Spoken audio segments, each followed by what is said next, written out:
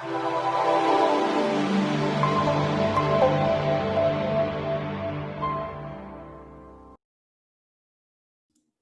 everyone, this is Robert Keens with goldsilverpros.com. Today is November 10th, 2020. And today's video, I'm going to talk about gold mining in West Africa. And there's a specific company that I want to bring to you that I think has some good potential. You might have heard me mention them last night on Chris Marcus's Arcadia Economics show. And we're going to do a more detailed review of them here for the video for the channel. So let's go ahead and start this screen sharing. Before I get into the actual company name, I want to talk to you a little bit about mining in Africa. Some people believe that there's a significant amount of jurisdictional risk in mining in Africa because of the governments there and policies toward the miners. And in the past, there have been some related issues on the continent, though companies are now encouraging mines to develop because Africa has a lot of resources, and country leadership realizes that they need investment in terms of roads and water projects and the money from the mine output to help their countries. So they've gotten a lot more amenable to mines coming in and mining their natural resources. So here's an article from NS Energy talking about the top 5 gold mining countries in Africa, from Ghana to Burkina Faso. Ghana leads the way with 142.4 tons produced. South Africa has 118.2 tons of gold. Sudan is third with 76.6 tons. Mali is 71.1 tons in Northwest Africa. And in West Africa, Burkina Faso has 62 tons. And you can see down here, there are quite a few countries that are mining with the mines. You have Banlaw Africa Limited mining out there. You have Endeavor Mining is out there. You have Samatho, Rocks Gold, IM Gold, and you have some government projects as well. So a lot of mining is going on in Burkina Faso. It's a pretty healthy gold producing district. Of course, there's a lot of room for expansion. A lot of people that monitor African commodities and monitor African minerals believe that there's a lot more gold there to be had. Here's another interesting article from Mines and Metals talking about the largest gold mines in West Africa in Q1 of 2020. And there's an interesting diagram here talking about the countries that have the gold and are producing the gold. You can see we have Ghana here is leading the way, followed by Mali, and then Burkina Faso, Ivory Coast, Mauritania, Guinea, and Senegal. So a lot of countries here producing the gold here for Africa. And we have a list down here of the largest mines. So you can see that Barrick is operating in Africa, B2Gold, Goldfields, Kinross, Newmont, IM Gold, another Newmont mine here, another Barrick mine, Anglo Gold, Ashanti, and Goldfields, Asanko. And if you want to look at the top 10, here are the top 10 mines. Lulu Guankoto, Mali, 176,000 ounces. Fekola, Mali, 164,000 ounces. Ghana, Mauritania, Essekini, and Burkina Faso, 93,000 ounces. So there's definitely a lot of mining going on. It's not a bigger risk as people may believe. So I'm happy to look at mining projects out in Africa. I believe that what you're going to have are more virgin fields. You're going to have younger mines. You're going to have higher potential output there and potential for much cheaper gold. And at a current price of around $1,900, it's going to be very profitable for a lot of countries to operate around there. And it's a win-win for the local economies because it provides jobs. A lot of times they do road construction. Sometimes they'll run electrical out there. So they do a lot of projects to build infrastructure, as well as filling the coffers of the taxing authorities on every ounce of gold that they're mining. Specifically, the company I want to talk to you about today is called Arbor Metals Corp. Again, we previewed that last night on Chris's channel, but I want to talk quite a bit about this one. This is in Burkina Faso, West Africa. They have had past exploration in 2017. So we're going to highlight this paragraph here. At Rukunga, which is their mine, some of the highlights were 19.95 grams per ton, 14.9 grams per ton, 17.3 grams per ton. They have a 3,000 meter drilling program in October 2017, and they're going to do some additional drilling as well. They've got a pretty good sized, what they think gold field or gold strike. It's about 105 kilometers, and they've already done some drilling and some sampling here. And then this trend kind of goes up here. So there's a lot of space for exploration and some continued development of this gold field. And you can see the gold zones and what they think is going to be the parts per billion for the gold in the soil. So there's definitely some hot spots here, but they've done quite a bit of exploration. Looks like they've got a lot of area potentially to mine there. So it's very positive. And some of the exploration they've had has been very good. When you're getting, upwards of 15 to 20 grams per ton gold, that is extremely profitable. There are some mines here in the Western United States that I've been to, that I've toured, Northern Vertex, for example, that are mining at about 0.7 ounces or I'm sorry, 0.7 grams per ton gold, and they're making a healthy profit. And we're talking about 15 to 20 grams per ton gold in Africa, where it's going to be a little bit cheaper to mine. So I believe some very high potential for profits here at Arbor as they continue to explore out their property. I want to talk a little bit about the share information. They currently have about 47.5 million outstanding shares with about 9 million additional warrants. They trade on the Toronto Stock Exchange, V.ABR.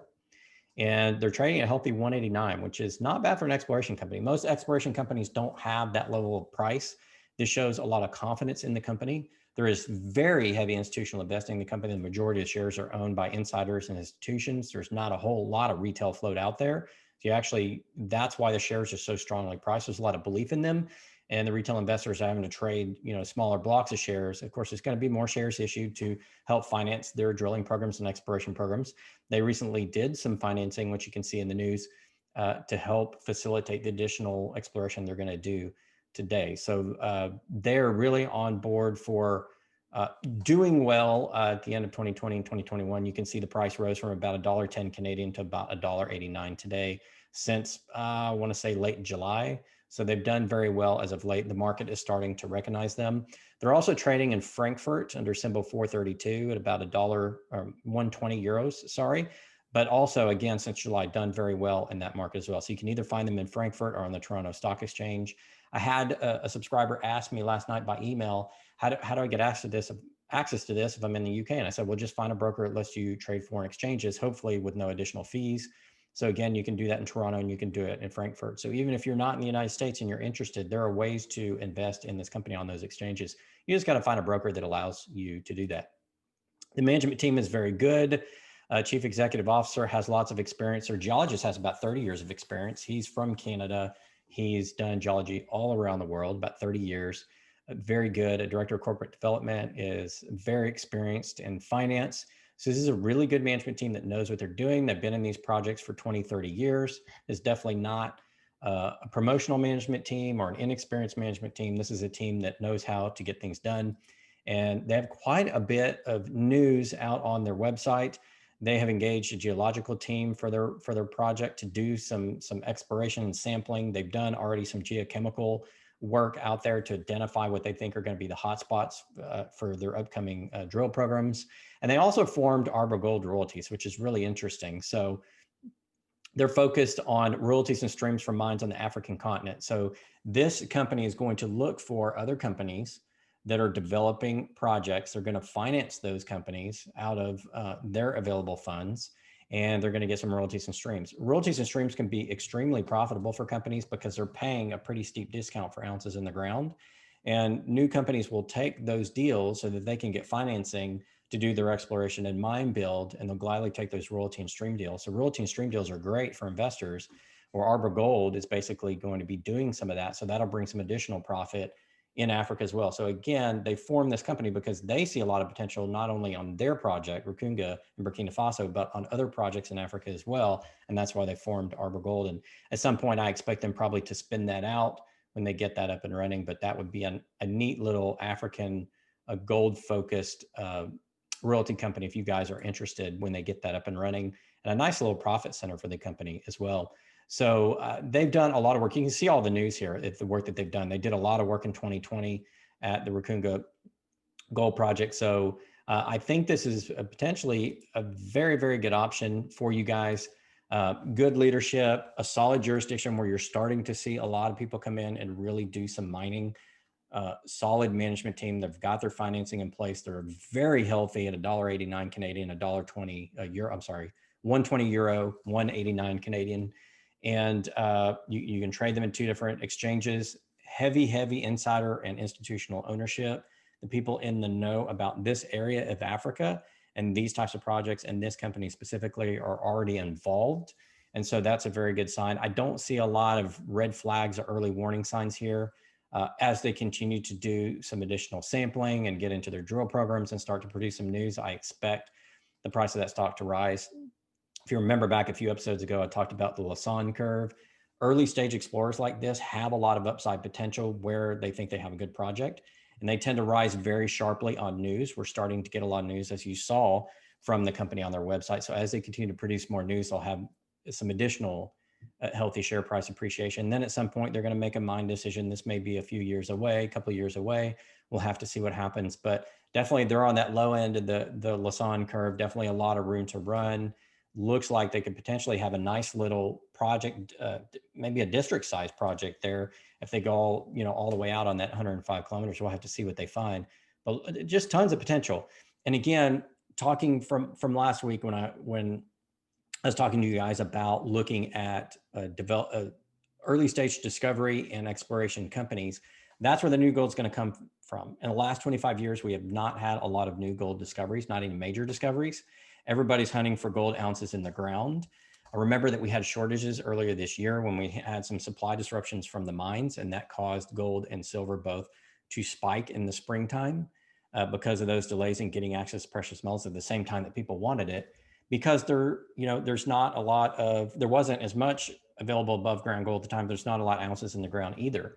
So what's going to happen in the next few years, as people gravitate towards buying more gold and silver, we're going to need more ounces to come out of the ground. So these earlier stage exploration and discovery companies are really good options to put it in your portfolio if you don't mind taking a little bit of risk. There's a little bit of risk there, but the reward is potentially very great, because where else are we going to get the new ounces? A lot of the majors are looking for new ounces and they're not finding the big discovery. So they're going to come in and purchase some of these smaller companies, or these smaller companies can simply open up their own mine and make their investors a lot of money. And I think you see that potential in the way that Arbor is structuring their company with the gold subsidiary for the streaming and the royalties, because they see a lot of potential there as well, especially in Africa. When you have an Africa focused royalty and streaming company, what they're saying is they think there are going to be tons of projects. And from my research, I showed you earlier, there are tons of projects going on. There are lots of big producing mines in Africa for gold.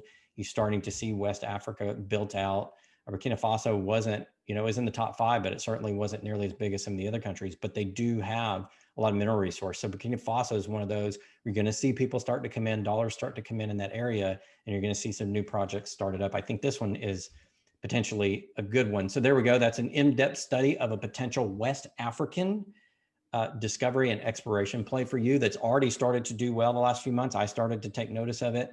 I think it's going to continue to do well on increasing news. And I think that price could continue to go up.